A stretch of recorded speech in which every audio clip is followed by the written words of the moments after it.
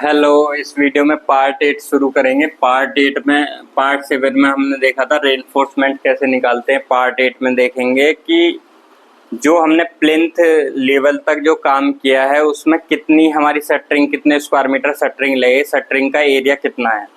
पहले तो ये जानना जरूरी है, शटरिंग हमेशा स्क्वायर मीटर में होती है, ना कि रनी मीटर में, ना कि क्यूबिक मीटर में। ओनली स्क्वायर मीटर यूनिट है उसकी, स्क्वायर मीटर में ही होती है।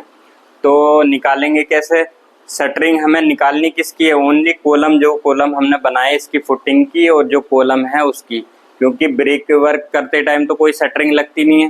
तो कॉलम में क्या था हमारा? कॉलम में जैसे हमें पता है कि फुटिंग थी एक 600 बाई 600 की थी जिसका साइज था, ठीक है। बीच में ये कॉलम था 230 बाई 230, ये इस तरह से था, और ये हमारा कॉलम इस तरह से था, ठीक है।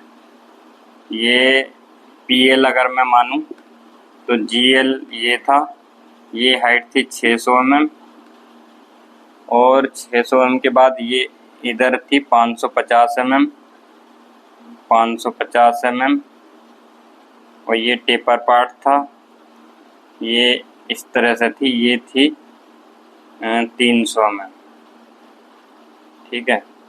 ये भी 300 mm थी, ये टेपर जो पार्ट था ये भी 300 mm था।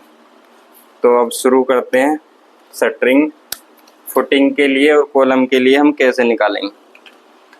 तो बड़ा ही सिंपल है, देखो 600 600 600 600, अगर मैं चारों राउंड मानूं, 600 इस तरह से इसको राउंड अप करूं तो 600 600 600 600 600 इंटू 4 मतलब कितना हो गया?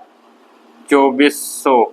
ये हमने L ले लिया, ये हमारा L हो गया, मतलब हमने इसे राउंड अप कर लिया, तो ये L कितना आ गया? 2400। हाइट कितनी है? ये वाली, क्योंकि यही तो शटरिंग लगेगी, इसके चारों तरफ ही तो शटरिंग घूमेगी, मतलब इसके चारों तरफ ही तो आप जो फट्टा या बैटन वगैरह जो लगाओगे इसके चारों तरफ ही लगाओगे। तो 600 600 600 600, ये तो L बन गई। और हाइट कितनी थी इसकी? 1 फीट, तो हाइट को क्या बोलेंगे?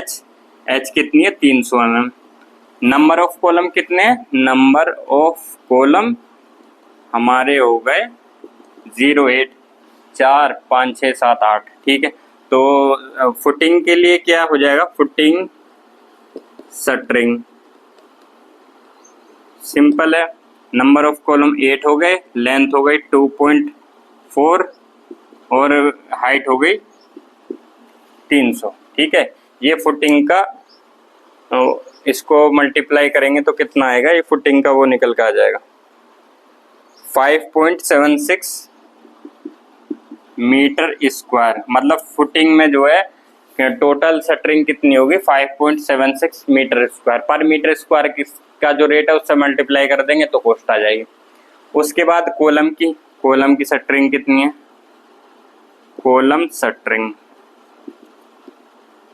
शटरिंग भी सिंपल है, क्योंकि हमारा कॉलम का साइज 230 230 230 230, तो इसको राउंड अप करेंगे 230 230 230 230, तो राउंड अप करेंगे तो क्या हो जाएगा? 230 इंटू 4 बराबर कितना हो जाएगा? 230 920 920, ये आ गया हमारा L। और H कितना हो जाएगा?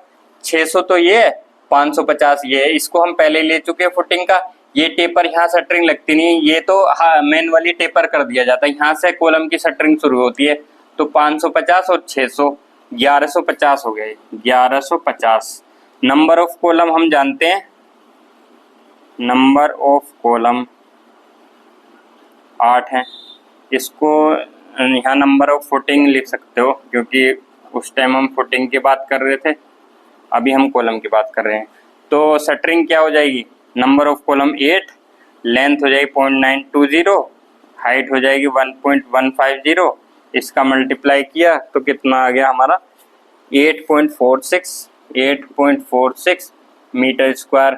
इन दोनों को ऐड कर दिया, प्लस ये टोटल शटरिंग वर्क आ जाएगा 14.22 मीटर स्क्वायर।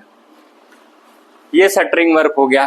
तो पार्ट नंबर 8 में हमने शटरिंग सीखा कैसे निकालते हैं।